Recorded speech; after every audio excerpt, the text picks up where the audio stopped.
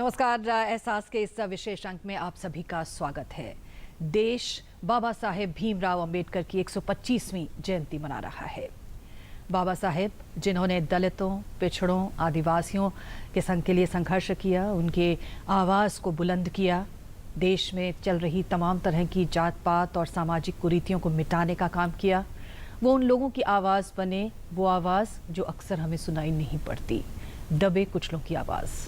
और देश इस समय 14 अप्रैल से लेकर 24 अप्रैल तक इन विशेष दिनों में कुछ खास कार्यक्रम चला रहा है, जिसे हम ग्राम उदय से भारत उदय के नाम से जानते हैं। प्रधानमंत्री ने इस अभियान की शुरुआत 14 अप्रैल से की, जिसमें शुरू के 3 दिन समर्पित रहे सामाजिक समरसता के नाम। समाज कैसे समरस बन सके, कैसे आपसी सौहार्द बढ़ सके गाँव में, ताकि देश का विकास हो। आज इसी पर हम बातचीत करेंगे। हमारे साथ विशेष मेहमान इस समय मौजूद हैं। हमारे साथ बलदेव भाई शर्मा जी हैं, जो कि वरिष्ठ पत्रकार हैं और सामाजिक विश्लेषक हैं। बलदेव भाई से हम बातचीत करेंगे, पर इससे पहले क्या कुछ विशेष कार्यक्रम गांव में इन दिनों में आयोजित किए गए सामाजिक समरसता को बढ़ाने के लिए, एक प्रकार के जो सौहार्द है लोगों के बीच में, उसे बढ़ाने के लिए कौन कौन से कार्यक्रम आयोजित किए और किस प्रकार का मूल भाव इस सोच के साथ जुड़ा हुआ है, आइए उस पर एक नजर डाल लें।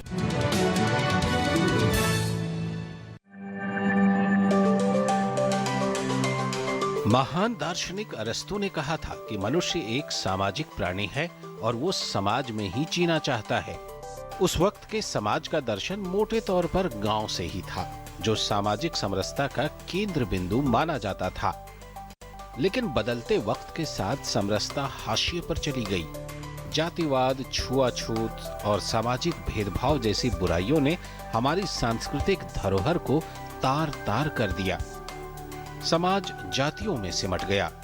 जो आगे थे वो आगे बढ़ते चले गए और जो पीछे थे वो अछूत, पिछड़ा और दलित होने का दंश लेकर जीने को मजबूर हुए, जिसके खिलाफ डॉक्टर भीमराव अंबेडकर जैसे महापुरुषों ने आवाज उठाई। ग्राम उदय से भारत उदय बाबा साहेब के उसी संकल्प को आत्मसात करने का एक अभियान है। गांव में समरसता बढ़ाना, दलितों का उत्थान, छुआछूत का भेदभाव मिटाना, जो हमारे गरीब दबे कुचले व्यक्ति हैं उनको आगे लाना, गांव का विकास करना, और साथ ही साथ जो ऐसे व्यक्ति हैं जिनके पास कोई आजीविका का साधन नहीं है, उनको हम आजीविका का साधन उपलब्ध कराएंगे। लखनऊ जिले के कल्ली पश्चिम गांव में ग्रामीण हैं, अधिकारी हैं, महिलाएं हैं, युवा हैं, जुटे हैं कि बाबा साहेब का सामाजिक समरसता का सपना सच हो, छुआछूत खत्म हो, दलितों, पिछड़ों का उत्थान हो, दबी कुचली और पिछड़ी आवाजें बुलंद हों। जो दबी कुचली आवाज है, जो आ नहीं पाती है, उसको भी सामने लाना, उनको बोलने की एक जगह देना, एक प्लेटफॉर्म देना कि आप अपनी बात कह सकें और आपकी जो परेशानियां हैं, प्रॉब्लम है, उसको हम दूर करें। कल्ली पश्चिम गांव एक बानगी है, जहां की आबादी ने आजादी के 69 साल बाद हॉस्पिटल देखा है, पुलिस लाइन देखी है, आवास और विकास देखा है, बिजली देखी है, सड़क देखा है और खुली सड़कों पर चलने का सपना साकार होते देखा है।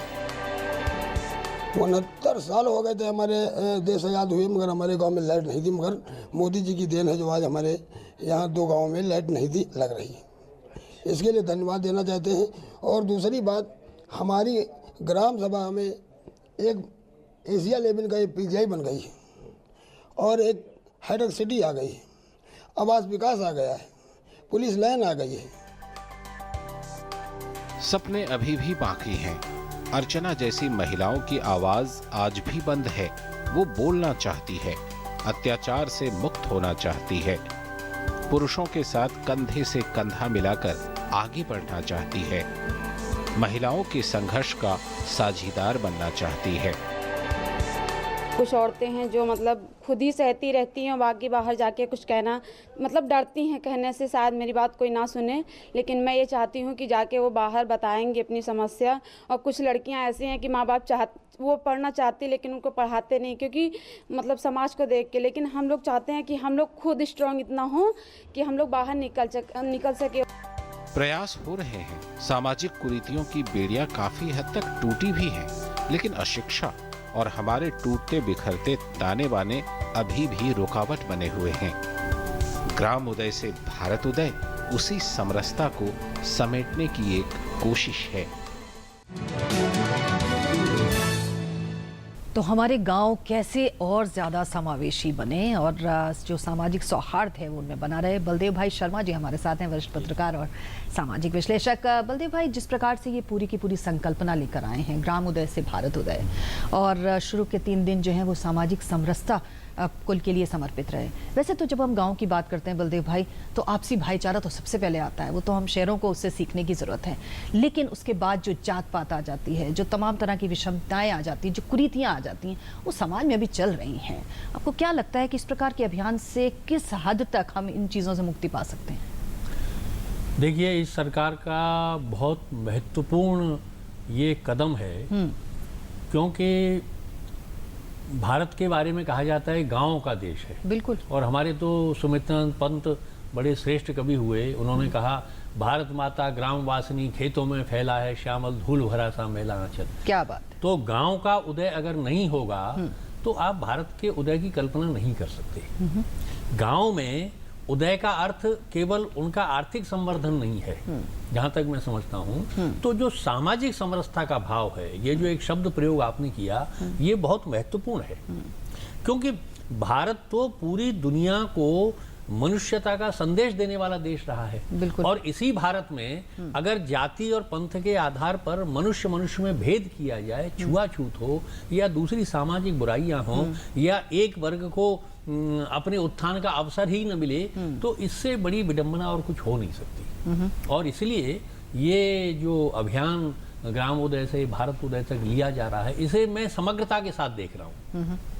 गांव का केवल आर्थिक विकास ही जरूरी नहीं है। बिल्कुल। इस दौर में, जैसा आपने बहुत महत्वपूर्ण बात कही, कि गांव से तो हम लोग सीखते थे कि गांव का आदमी बड़ा सामंजस्यपूर्ण होता है, सबके प्रति प्रेम रखने वाला होता है, अच्छा होस्ट होता है, रास्ते चलते आदमी को भी घर में बिठाकर खाना खिलाता है, पानी पिलाता है, रात हो गई है तो अनजान को भी कहता है भैया आज रात को यहीं सो जाओ। लेकिन गांवों का परिवेश बदला है। सबसे बड़ी विडंबना नीलम जी ये है कि इन पिछले कुछ वर्षों में गांव न गांव रह पाए हैं, न शहर बन पाए। और इसके बीच की जो मजबूरी है, उसमें आम ग्रामीण पिस रहा है। इसलिए ये जो रास्ता दिखाया गया है ग्राम उदय का, ये आर्थिक उन्नयन का भी एक विषय है, सामाजिक समरसता का भी विषय है। जो समाज में विभिन्न प्रकार की बुराइयां हैं, जो व्यक्ति व्यक्ति में भेद करती हैं, उनको दूर करने का भी ये विषय है। तो इसे समग्रता में देखना चाहिए। लेकिन बलदेव भाई, एक बात बताइए, जिस तरह से जात पात की, जैसे बाबा साहेब ने अपना पूरा जीवन इसी पर लगा दिया कि किस प्रकार से कास्टलेस सोसाइटी हम बना पाए, लेकिन हम वो नहीं कर पाए। आज जब हम कास्ट की बात करते हैं तो उस पर राजनीतिक रोटियां सेकी जाती हैं, उनको वोट बैंक माना जाता है और उन चीज़ों को और गहरा किया जाता है।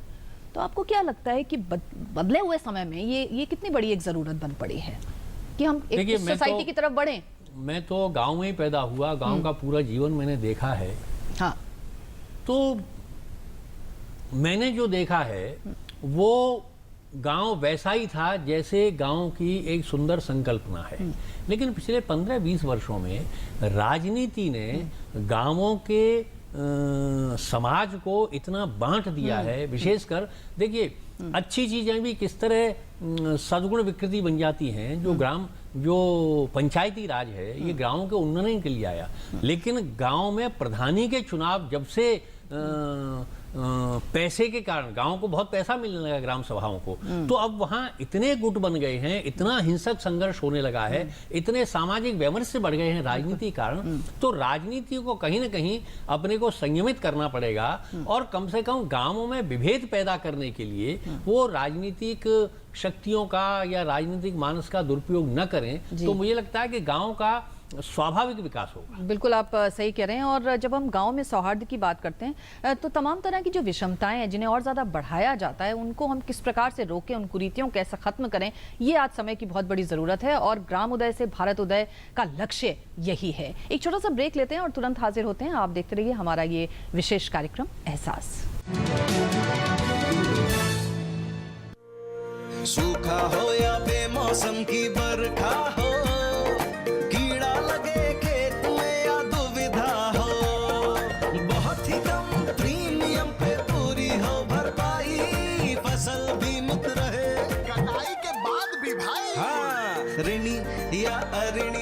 अब हर किसान लाभ उठाए, एक मौसम कदर है, सब किसान बीमा कराए। प्रधानमंत्री फसल बीमा योजना से हर किसान मुस्काए। कृषि और किसान कल्याण मंत्रालय द्वारा किसान हित में जारी। बच्चों, आज हम ऑड इवन के बारे में पढ़ेंगे। ऑड इवन का मतलब मैम 15 अप्रैल। नहीं मैम, 15 अप्रैल से 30 अप्रैल तक। ऑड का मतलब ऑड डे पर और नंबर की गाड़ी, और इवन डेट पर इवन नंबर की गाड़ी। बच्चों को भी पता है, क्या आपको पता है? दिल्ली में 15 से 30 अप्रैल तक लागू है ऑड इवन, ताकि प्रदूषण और ट्रैफिक जैम से मिले दिल्ली को राहत। सुनो सुनो किसान भाइयों, सुनो सुनो, ओ सुनो सुनो किसान भाइयों, सुनो सुनो, सुनो सुनो किसान भाइयों, ध्यान लगाकर बात सुनो। नीम कोटेड यूरिया आया, खेती में नई क्रांति लाया। इससे यूरिया की क्षमता और बढ़े, नाइट्रोजन जमीन को बेहतर मिले, नीम के गुणों से कीटाणु मरे, पानी को दूषित ना करे। तो भाइयों, नीम कोटेड यूरिया से हो मेहनत सफल, बेहतर हो खेत, पानी और फसल। कृषि और किसान कल्याण मंत्रालय द्वारा किसान हित में जारी। हम है सुरक्षा, हमसे है सुविधा, हम बने संतोष आपका, भरोसा पल पल, सुरक्षा हर पल, भरोसा पल पल, सुरक्षा हर पल। डाक जीवन बीमा, भरोसा बरसों का, सुरक्षा हमेशा। मेला है हाँ,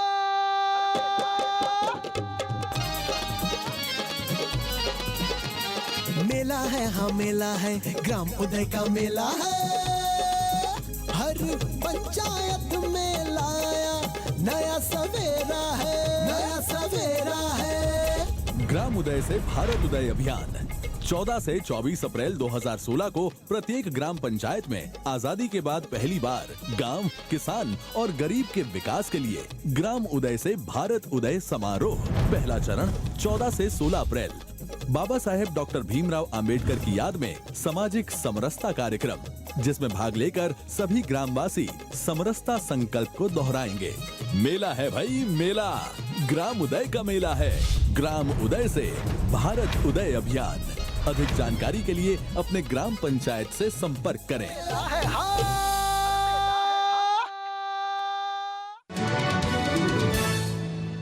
एक बार फिर से आपका स्वागत है हमारे इस विशेष एहसास के अंक में। हमारे साथ बलदेव भाई शर्मा हैं, जाने माने वरिष्ठ पत्रकार और सामाजिक विश्लेषक। बलदेव भाई, जिस तरह से भी हम लोग बात कर रहे थे, एक और हिस्सा है समाज का और वो है महिलाएं।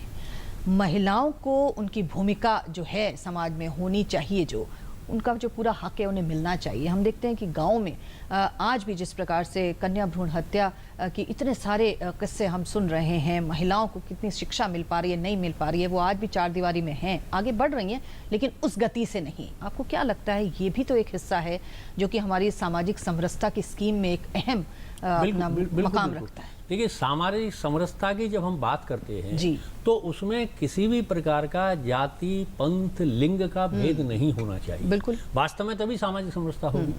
और किसी भी समाज का उन्नयन तब तक नहीं हो सकता जब तक कि उस समाज की स्त्रियों का उन्नयन नहीं होगा। उनको कन्या के रूप में, जैसे आपने भ्रूण हत्या, ये सबसे बड़ा अपराध है कि हम कन्या को जन्म ही नहीं लेने देते। तो ये जो मानसिक दुर्बलताएं हैं, विशेषकर ग्रामीण क्षेत्रों में, वहाँ उन मानसिक दुर्बलताओं को हमें दूर करना पड़ेगा। और कन्याएं, जैसे अभी इस सरकार ने एक नारा दिया है, बेटी पढ़ाओ, बेटी बढ़ाओ, बेटी बचाओ। और हमारे प्रधानमंत्री ने पहले ही अपने लाल किले से उद्बोधन में भ्रूण हत्या के विरुद्ध पूरा संकल्प लिया था। तो अगर कन्या को जन्म से लेकर और उसके बड़े होने तक उसको शिक्षित करना, उसको संस्कारित करना, उसकी आर्थिक आत्मनिर्भरता की चिंता करना, ये सब अगर हम नहीं करेंगे तो कोई भी विकास अधूरा है। और ग्रामीण क्षेत्रों में तो महिलाओं की कितनी बड़ी भूमिका है। खेती के सारे काम, मजदूरी के सारे काम, पशुपालन के सारे काम पुरुषों से ज्यादा महिलाओं को मैंने करते हुए देखा है। और इसलिए महिलाओं की भूमिका हमारे सामाजिक उन्नयन में बहुत बड़ी है। और उस महत्व को देखते हुए अगर महिलाओं का जीवन संतोषजनक, समृद्धिपूर्ण, शांतिपूर्ण नहीं होगा तो कोई भी समाज और इवन कोई भी परिवार सुखी नहीं रह सकता। अच्छा बलदेव भाई, लेकिन जब गांव से हम इस तरह की खबरें सुनते हैं कि मूंछ की लड़ाई और ऑनर किलिंग, तो ये अपने आप में एक बहुत विरोधाभासी चीजें हैं जो कि गाँव से हमको सुनने में मिलती हैं। नहीं, ये बहुत दुर्भाग्यपूर्ण है। और ऐसा लगता है कि कई बार तो कि हम अभी भी मध्ययुगीन मानसिकता में जी रहे हैं। जमाना कहां से कहां पहुंच गया। और हमारी बेटियों ने अपनी क्षमताओं को इस दौर में भी साबित कर दिया है कि वो न केवल अंतरिक्ष तक पहुंच रही हैं, हमारी बेटियां एवरेस्ट विजय कर रही हैं, बड़ी अधिकारी बन रही हैं। हालांकि भारतवर्ष में प्राचीन काल से महिलाओं का बड़ा श्रेष्ठ जीवन रहा है। हमारे यहाँ एक से एक वीरांगनाएं हुई, हमारे यहाँ गार्गी अपाला एक से एक विदुषी हुई, हमारे यहाँ एक से एक वैज्ञानिक हुई, हमारे यहाँ एक से एक कवित्री हुई, जिनकी स्तुति आज भी हमारा समाज करता है। तो महिलाओं का सब प्रकार का उन्नयन प्राचीन काल से हमारे यहाँ रहा है। लेकिन इस बदलते दौर में अगर महिलाओं के जीवन को हम उपेक्षित नजर से देखेंगे, दोयम दर्जे से देखेंगे। हालांकि मैं आपको एक जानकारी देना चाहूँ, आपको पता भी होगा, भारतवर्ष वो देश है जिसने आजादी के पहले दिन से महिलाओं को मताधिकार दिया। बिल्कुल। अमेरिका में तो कई दशक लग गए। अमेरिका जो आज अपने को विकसित राष्ट्र कहता है, उसमें महिलाओं को मताधिकार मिलने में कई दशक लग गए। लेकिन इसके बावजूद हमारे जो महिलाओं की, हमारी बच्चियों की, बेटियों की स्थिति है वो संतोषजनक नहीं है, वो पीड़ादायी है।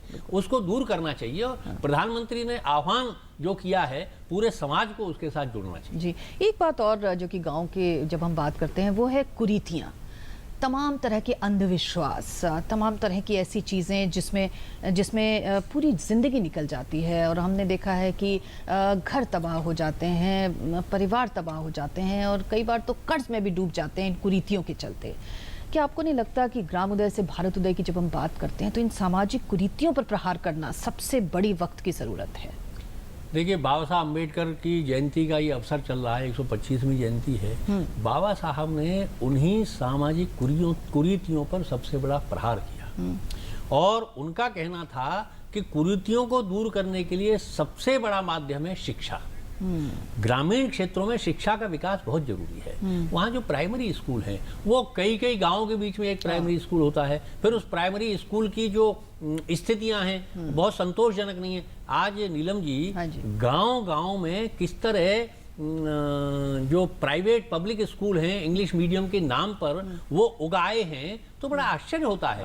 गांव का किसान ठीक से अपने बच्चों का भरण पोषण नहीं कर सकता, वो प्राइवेट स्कूलों में बच्चों को कैसे पढ़ाएगा? तो शिक्षा की व्यवस्था को बहुत चुस्त दुरुस्त करना इसलिए बहुत जरूरी है कि कुरीति को नष्ट करने का मार्ग शिक्षा में से ही निकलेगा। बिल्कुल। एक छोटा सा ब्रेक हम यहाँ पर ले लेते हैं और ब्रेक के बाद खासतौर से पंचायती राज की क्या कुछ भूमिका है गांव में सामाजिक समरसता लाने के लिए, इस पर हम बात करेंगे। लेते हैं एक छोटा सा ब्रेक। आप देखते रहिए हमारा विशेष कार्यक्रम एहसास।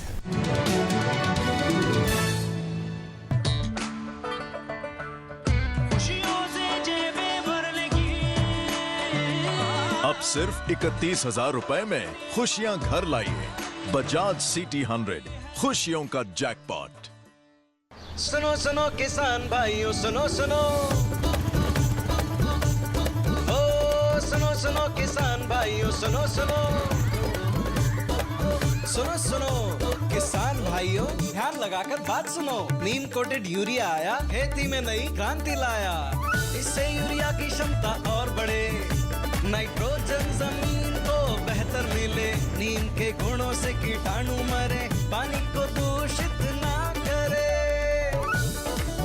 तो भाइयों, नीम कोटेड यूरिया से हो मेहनत सफल, बेहतर हो खेत, पानी और फसल। कृषि और किसान कल्याण मंत्रालय द्वारा किसान हित में जारी। भारत में लगभग 3 करोड़ विकलांगजन हैं, किंतु हमारे सरकारी भवन, अस्पताल, विद्यालय विकलांगजनों के लिए सुगम्य नहीं है। यही हाल हमारे रेलवे स्टेशन, बस स्टॉप, बसों तथा रेलगाड़ियों का है। हमारी वेबसाइट्स यदि W3C सुगम्यता मापदंडों को पूरा नहीं करती तो वे दृष्टिबाधित और श्रवण बाधित व्यक्तियों के लिए पूरी तरह उपयोगी नहीं है। आइए हम बाधा रहित वातावरण का निर्माण करें। सुगम्य भारत अभियान। देश का प्रत्येक विकलांगजन अन्य सामान्य व्यक्तियों के समान स्वावलंबी होकर सम्मान और गरिमा के साथ जीवन यापन करे।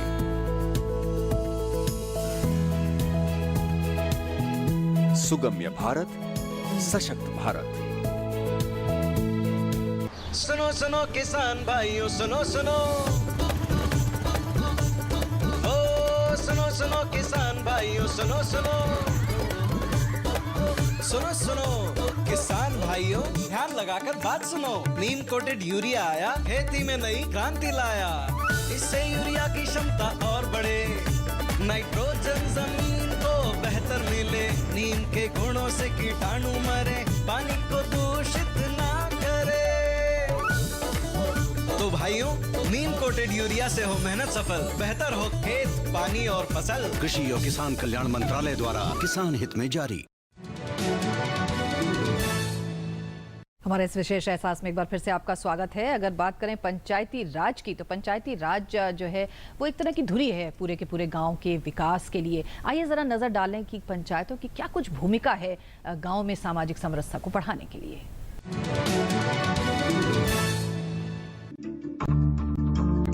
पंचायती राज व्यवस्था लंबे समय से हमारे समाज के ताने बाने का हिस्सा रही है। भारत गांवों का देश है। गांवों के विकास, गांव में सामाजिक समरसता और न्याय के लिए एक व्यवस्था बनाई गई थी जो ग्राम पंचायत कहलाई, जिसके अपने अधिकार, कार्य और शक्तियां हैं, जो पंचायत के सामाजिक और आर्थिक बदलाव का कारक मानी जाती है। पहली बार दिल्ली से उठ के सरकार ग्राम सभाओं में जा रही है। राष्ट्रीय पंचायत राज दिवस के जो 24 अप्रैल को मनाया जाएगा, उसमें सबसे देश की सबसे बड़ी ग्राम सभा और सभी ग्राम सभाओं में सीधा प्रसारण रेडियो का और इलेक्ट्रॉनिक मीडिया से टेलीविज़न का सीधा प्रसारण ग्राम सभाओं में, ग्राम पंचायत नहीं, ग्राम सभाओं को उस दिन आयोजित किया गया है। पंचायती राज की उसी मजबूती का एक अभियान है ग्राम उदय से भारत उदय। खुद प्रधानमंत्री 24 अप्रैल को जमशेदपुर से ग्राम सभाओं को संबोधित करेंगे। इस कार्यक्रम से देश के 2,58,000 ग्राम सभा सीधे जुड़ेंगे, जिसमें देश के लगभग 250 पंचायतों को सम्मानित भी किया जाएगा। जमशेदपुर के अंदर 250 जो देश की सबसे अच्छी पंचायतें हैं, उनको प्रधानमंत्री अवार्ड देंगे और सम्मानित करेंगे।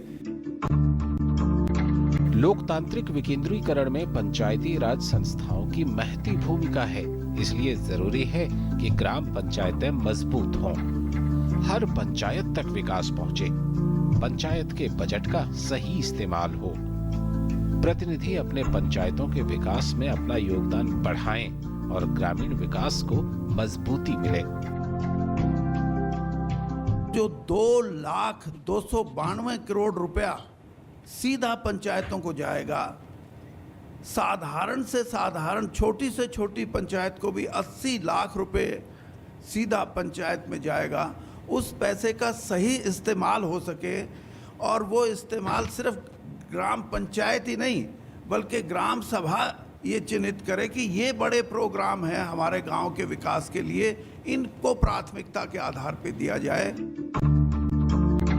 पंचायतें लोकतंत्र की अंतिम कड़ी हैं, जहां समाज के अंतिम पायदान के लोगों की भूमिका और परेशानी जुड़ी होती है। इसलिए पंचायत की मजबूती ही सच्चे अर्थों में लोकतंत्र की मजबूती है।